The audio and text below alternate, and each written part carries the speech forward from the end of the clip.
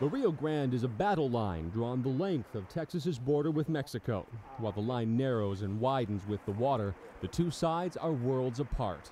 On one are those who may look to the land of the free and consider coming across. And they're now illegally in the U.S. They've made an entry. On the U.S. side, Border Patrol agents track down those who don't make that trip legally.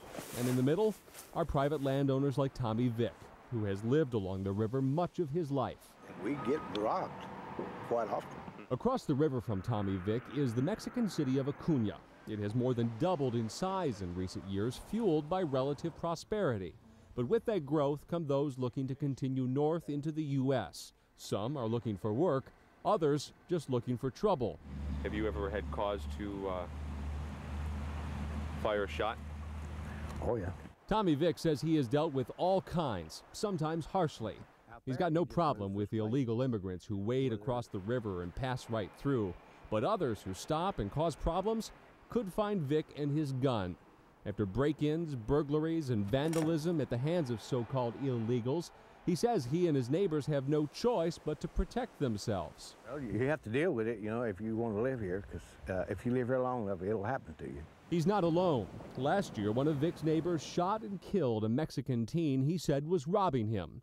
Patrick Glenn Bordelon has since moved from Del Rio, but will go on trial next month for murder. His friends say Bordelon had simply had enough. That man had been broken into so much. He was fed up.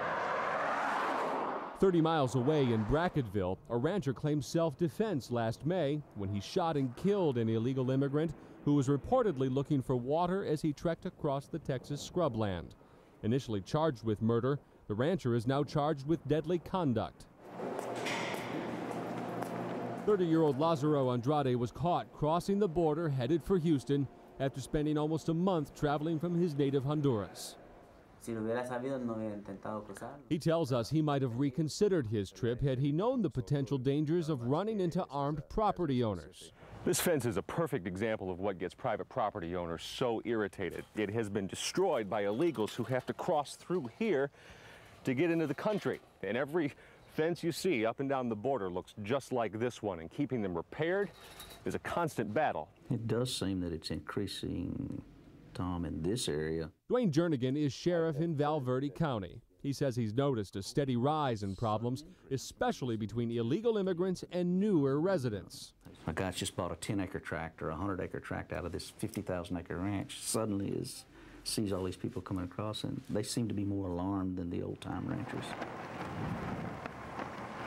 The Border Patrol is not surprised the situation has come to this. They've responded with fortified surveillance, more agents, cameras, and electronic sensors.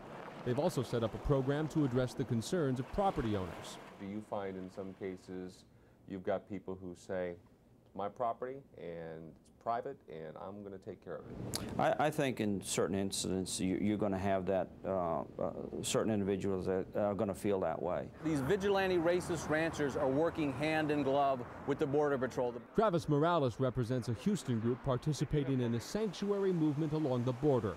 It's a secret network of people providing help to illegal immigrants.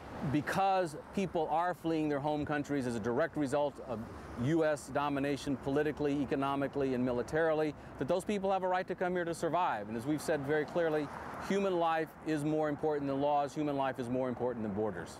Okay, keep them on the ground if you would. I'll be right there. Not surprisingly, the activist view is not a popular one. The Border Patrol says it is just doing its job, and there is plenty of business. Watch these men hunkering down along the no man's land on a border crossing between the U.S. and Mexico. They are waiting for an opportunity to cross. And literally, seconds after we back off to let them make that decision, they are over the fence and surprised to find themselves in the hands of waiting agents. They've got no baggage, little water. The Border Patrol thinks this man is likely smuggling the others across. These guys weren't going in for the long haul. They were probably headed to the freight trains and then to get on and head to San Antonio. And so 5 more names are added to the list of sometimes thousands captured each day. But it is just a fraction of what gets through. And that, say some, will not change until there is a concerted effort to crack down on those who hire illegal immigrants in this country. Congress, however, Mark Krikorian is director of the Center for Immigration Studies in Washington.